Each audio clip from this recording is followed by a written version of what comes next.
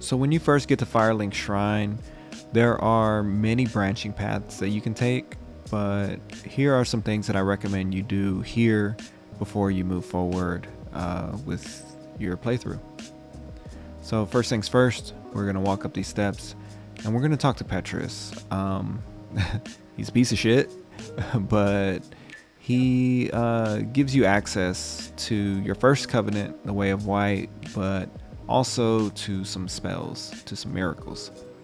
So if you're running a faith build, or if you have an interest in casting miracles, then you definitely want to talk to him. Just agree to what he asks, and then it'll allow you to join the Way of White covenant.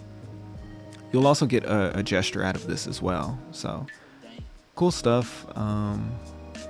He still kind of sucks as an NPC, but one thing that I want to point out is that these spells right here are very useful, especially for the early game. Homeward will let you teleport to your last rested bonfire. So essentially it's a homeward bone, but in spell form. Very useful. Great Heal Excerpt is pretty self-explanatory. It's a healing spell along with heal. Seek Guidance. I can't really remember what it does, but I know it's useful. And then Force kind of like pushes people back. So Force is good if you're like on narrow like walkways or whatever, and you want to push somebody off the cliff or something like that. So cool stuff. He sells talismans, which I don't recommend purchasing because we're about to go pick one up right now, but I guess it is good to know. So from here, we're just going to look right and we're going to go up these steps. Let's follow the steps up more until we get to this elevator shaft. Now this area right here is going to be a shortcut much later on in the game. I guess not too much later on, but for now we can just jump down, turn around, and then walk down this path. This is going to lead us to a really small area, but it's an area that contains a lot of chests. These items are also very useful for your early game. Homeward Bones, which I explained with the spell, teleports you to your last rested bonfire, so really useful if you have souls. Morning Star is a very good weapon for bleed buildup, and then you can see right there we just picked up the talisman, so saved ourselves a couple of souls there.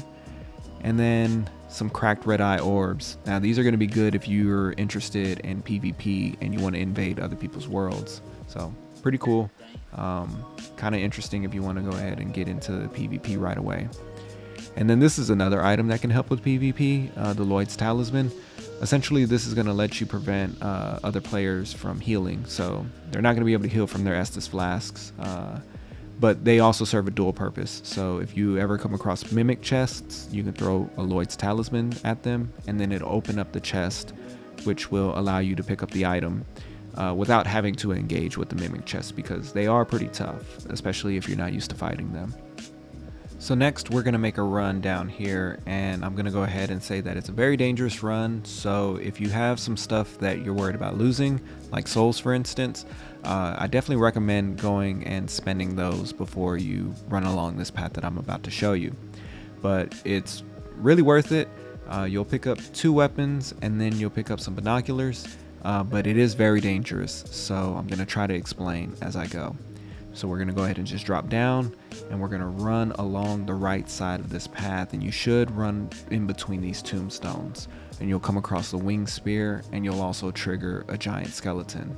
Let's just continue forward where we can pick up the Zweihander, and then right at this last little bit here, we're going to pick up the binoculars. Now, this puts us in a very dangerous situation. You can try to get out. Oftentimes, you might not be able to make it, but it's okay because again, we used up all our souls, we lost to humanity, but we're able to pick up 3 more, so we can just go ahead and spend another one. I'm not too concerned about what we lost because what we gained was worth it. So I'm going to go ahead and show you these weapons. The winged spear is very useful because it will allow you to keep your shield up while also striking. So if you meet the requirements for this weapon, this is a good way to maintain an offensive and a defensive approach at the same time.